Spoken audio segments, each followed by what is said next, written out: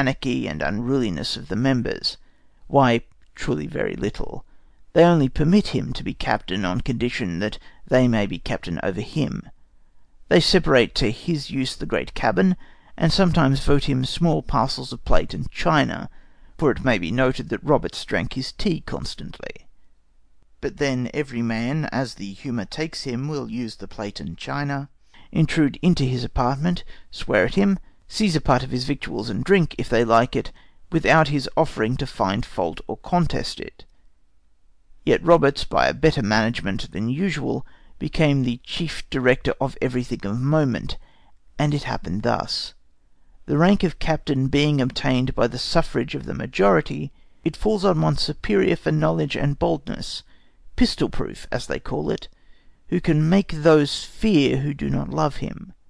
Roberts is said to have exceeded his fellows in these respects, and when advanced, enlarged the respect that followed it by making a sort of privy council of half a dozen of the greatest bullies, such as were his competitors, and had interest enough to make his government easy.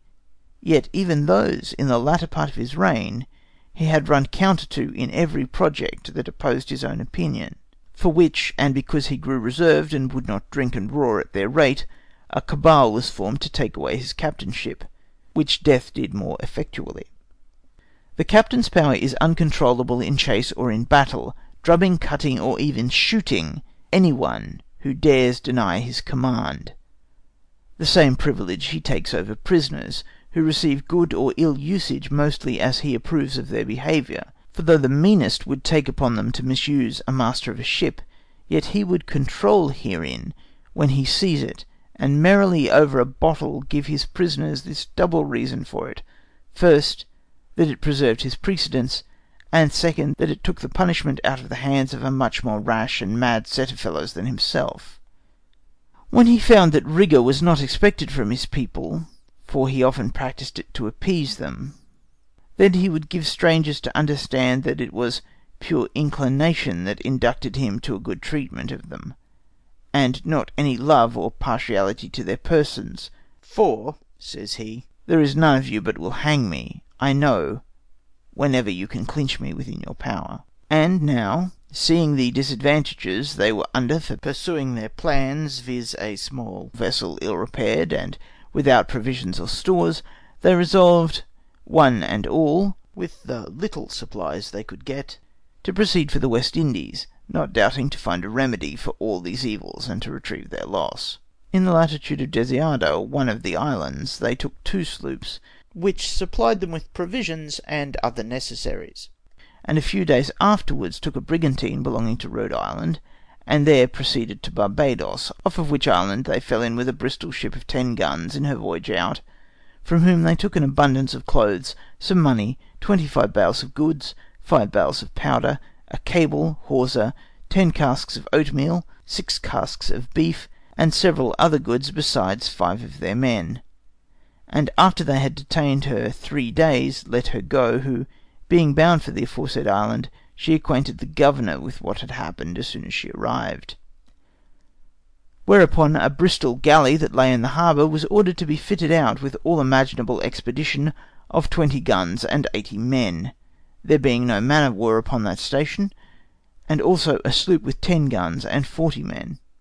The galley was commanded by one Captain Rogers of Bristol, and the sloop by Captain Graves of that island, and Captain Rogers, by a commission from the governor, was appointed commodore. The second day after Rogers sailed out of the harbour he was discovered by Roberts, who, knowing nothing of their design, gave them chase. The Barbados ships kept an easy sail till the pirates came up with them, and then Roberts gave them a gun, expecting they would have immediately struck to his piratical flag, but instead thereof he was forced to receive the fire of a broadside, with 3 huzzas at the same time, so that an engagement ensued. But Roberts, being hardly put to it, was obliged to crowd all the sail the sloop could bear to get off. The galley, sailing pretty well, kept company for a long while, keeping a constant fire, which galled the pirate. However, at length, by throwing over their guns and other heavy goods, and thereby lightening the vessel, they, with much ado, got clear. But Roberts could never endure a Barbados man afterwards, and when any ships belonging to that island fell in his way, he was more particularly severe to them than others. Captain Roberts sailed in the sloop to the island of Dominico, where he watered and got provisions of the inhabitants, to whom he gave goods in exchange. At this place he met with 13 Englishmen, who had been set ashore by a French Garde de la Coste, belonging to Martinico, taken out of 2 New England ships that had been seized as prizes by the said French sloop.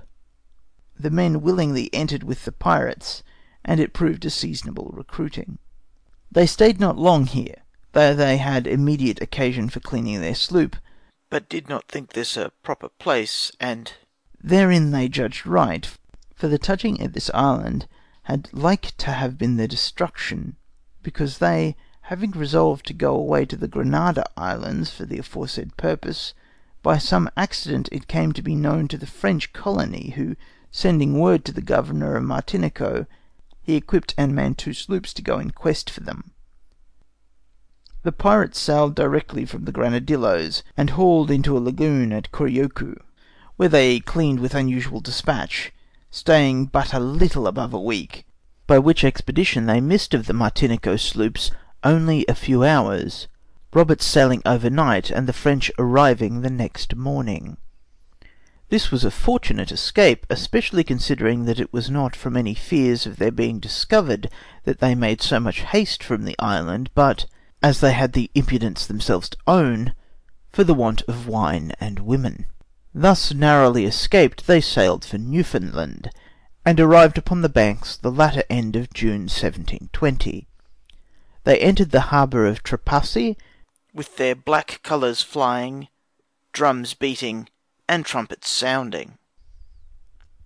There were 22 vessels in the harbour, which the men all quitted at the sight of the pirate, and fled ashore.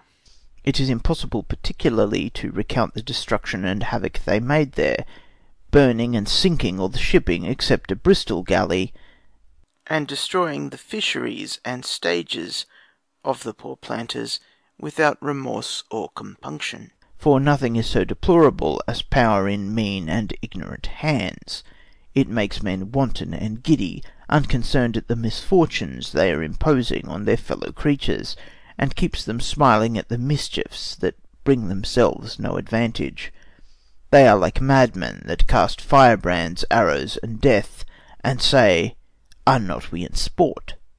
End of section 11. Recording by Timothy Ferguson, Gold Coast, Australia.